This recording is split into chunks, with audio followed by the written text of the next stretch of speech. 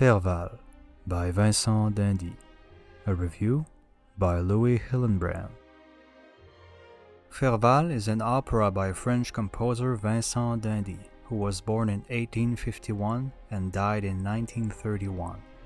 It is one of the composer's masterworks and represents not only the core of what he stood for in his public life, but also the times during which it was composed.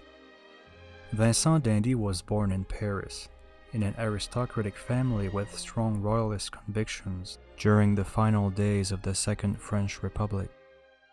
He discovered music at a young age thanks to his family's musical background.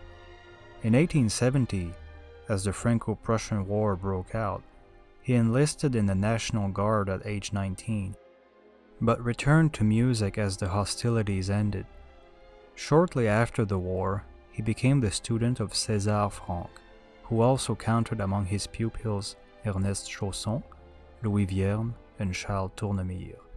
César Franck was greatly influenced by both Richard Wagner and Franz Liszt, who were the leading musicians of their day. He eventually passed down this influence to his students, which led d'Indy to actually meet Franz Liszt and Johannes Brahms in 1873. It is interesting to know that at the time, Franz Liszt and Richard Wagner represented the avant-garde of music, with their revolutionary use of both the piano and the orchestra respectively. Johannes Brahms, on the other hand, who was favored by most musical elites of the time, represented a certain conservatism in music, continuing the romantic tradition established by Ludwig van Beethoven at the beginning of the century. Those meetings allowed d'Indy to have a view on both factions within the musical world of his day, and although he openly sided with Wagner, his music still offers richness that differentiates itself from these two warring colossi. In 1876, d'Indy was fortunate enough to attend the premiere of Wagner's Der Ring des Nibelungen opera cycle. In 1882, he was among the first audiences to see his last opera Parsifal, which was a direct influence on his own opera Fervaal, which premiered in 1897. Like Wagner, d'Indy wrote both the music and the libretto of his opera, the latter of which we will be focusing on today. Apart from similar names, the titular heroes of both Parsifal and Fervaal evolve in a legendary medieval setting. The difference is that while Wagner's Parsifal was based on Wolfram von Eschenbach's 13th century Grail romance, Fervaal is a completely original story.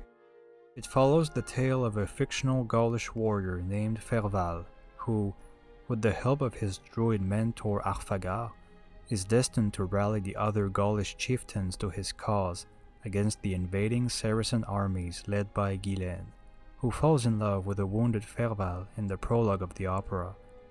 In the first act, while in captivity in a sumptuous garden near Guylaine's estate, we learn that the condition for Fervaal's victory is that he must not know the love of a woman that could distract him from his mission. However, after being saved and healed by an enamored Guylaine, he falls in love with her as well, but his mentor Arfagar persuades him to escape her and continue his mission. This escape enrages Guylaine, who declares war on Fervaal's homeland Cravanne, a fictional Gaulish land set in the mountainous region in central France, called the Cévennes. The second act begins with Arfagar summoning the Celtic gods for guidance before the ceremony during which Fervaal must be sworn as protector of the Gauls. The oracle's mysterious words predict the collapse of the old order and the triumph of new love and a new order, which is meant to be interpreted as the dawn of Christianity. As the ceremony ends and Fervaal accepts his mission, the invasion of the Saracens is declared, and Fervaal and the other Celtic chieftains rush to battle. The third act begins at the end of a fierce struggle that resulted in disaster. Wounded and delirious, Fervaal laments his failure, but also mourns the loss of Guylaine. He offers to sacrifice his life to the gods, which Arfagar accepts. But as he is about to undergo the sacrifice, Guylaine makes an appearance, which immediately pushes Fervaal into a romantic frenzy that leads him to kill Arfagar. He embraces a wounded and dying Guylaine, the two declaring their love for one another, thus sealing the fate of the land. She soon dies in his arms. The opera ends with Fervaal carrying Guylaine's lifeless body across the mountains, as celestial voices are heard singing the dawn of a new religion of love and mercy, while Fervaal and Guylaine disappear in the distance. Fervaal is a simple, tragic love story that is a product of its time. The first element that comes to mind when reading its libretto is the historical inaccuracy of the very characters themselves. Indeed, the opera implies that, in a single region of central France, a somewhat large group of Gauls continued their Celtic tradition long after the invasion of the Roman Republic led by Julius Caesar, and the Christianization of both the Roman Empire and the Frankish invaders of Gaul in late antiquity. Given that the Muslim invasion of Spain and France took place in the 8th century, historically speaking, it is very far-fetched.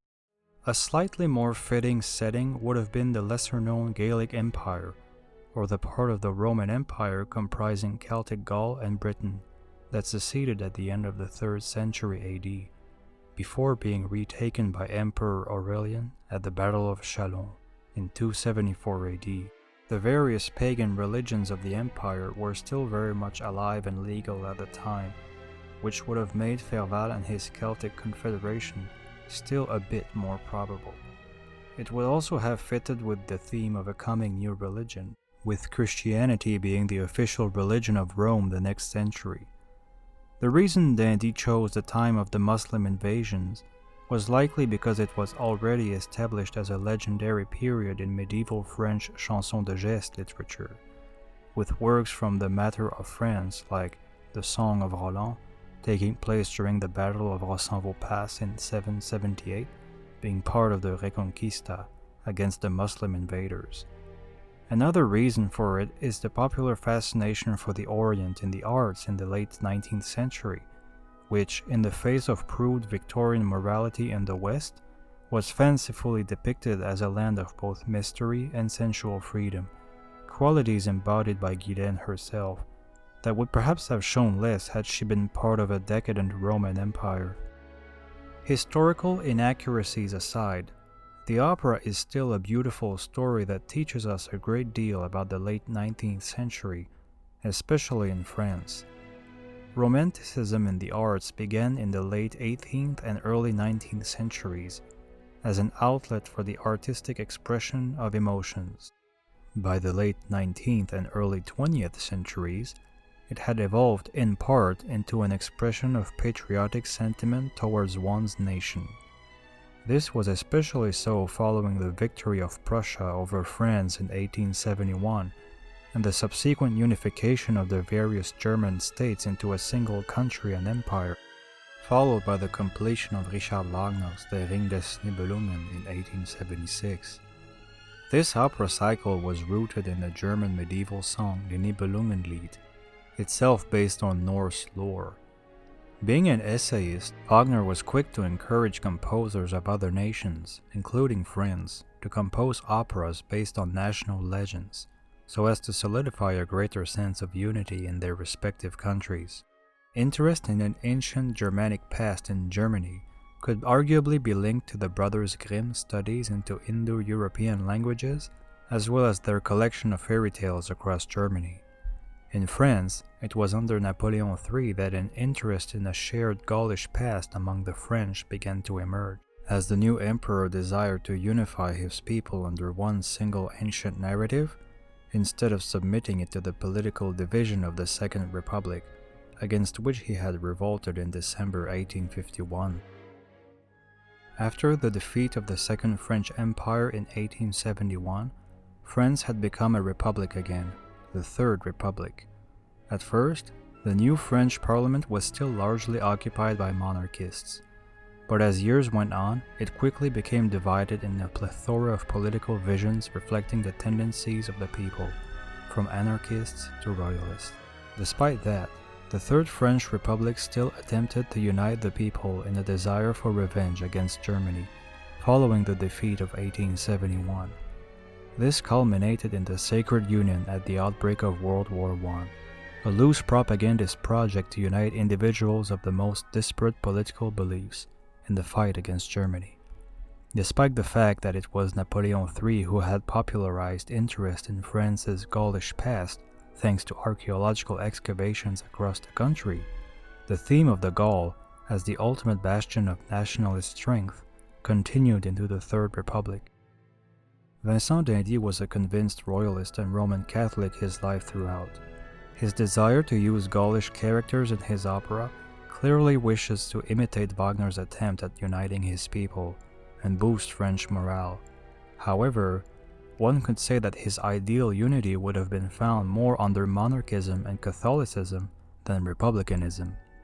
He was highly critical of the Republic, even after Pope Leo XIII encouraged French Catholics to accept the new regime. He stood against capitalism and was a noted anti-Semite, taking part in the Ligue de la Patrie Française, an anti-Semitic organization that also counted Jules Verne among its members, and which was established following the Dreyfus Affair. The national scandal of the Dreyfus Affair, that began in 1894, involved unclear accusations of espionage against a Jewish French military officer called Alfred Dreyfus, who was suspected of working for Germany. All these controversial political opinions made it so that Vincent d'Indy was somewhat forgotten by music historians, with only a handful of recordings of his works available today, in spite of recent revivals of his beautiful orchestral pieces, such as La Forêt Enchantée and his 4 symphonies. His name is also immortalized by L'École de Musique Vincent d'Indy in Montreal, Canada. He counted among his own students composers Albert Roussel, Albéric Magnard, Arthur Honegger, Darius Milhaud, and Éric Satie, among many others who continued his legacy. Whether one agrees or not with an artist's personal views, it is still possible to appreciate their art, just as it is the case with Richard Wagner, who was equally, if not more, controversial than d'Indy. His music is still truly beautiful and distinguishes itself from popular French impressionistic music of the time, by the likes of Claude Debussy or Maurice Ravel. A remarkable musical genius, despite his controversial character. In the end, Vincent d'Indy's Fervaal is a charming story that serves as a good reflection of the historical context of France in the late 19th century. I also happen to personally find it pleasant to read a French work of fiction depicting Gauls. Indeed, despite the growing fascination for this glorious ancient people at the time, and outside more recent popular works such as Astérix and other lesser-known comic books, it is actually rare to read French fiction, let alone works for the stage, about them. The opera also featured beautifully alluring natural settings that highlighted the mystical and tender aspects of the story in an exquisite late romantic fashion, from mysterious forests to foggy mountaintops. I consider myself very fortunate to have had access to it, and my only hope is to be able to share the enjoyment I had discovering it and the history surrounding it with other like-minded seekers of knowledge, so that d'Indy's name may continue to live on forevermore. Thank you for watching. If you like this video, feel free to comment below to tell me your thoughts and subscribe to my channel for more similar content. I wish you all a wonderful day and hope to hear from you soon.